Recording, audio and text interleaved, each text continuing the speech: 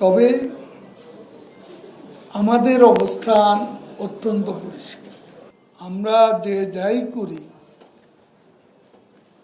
এটা জনদুর্ভোগের কারণ যাতে সৃষ্টি না হয় সেভাবে আন্দোলনকারীদের অবশ্যই তাদের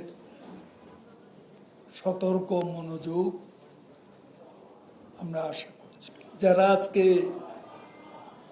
আন্দোলন করছেন, আমি একটা বিষয়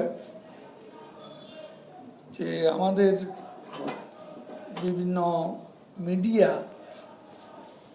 কোটা বিরোধী আন্দোলন, আমার তো মনে হয় তাদের সঙ্গে যোগাযোগ করে যেটা জানা গেছে সেটা হলো কোটা সংস্কার বিরোধী আন্দোলন।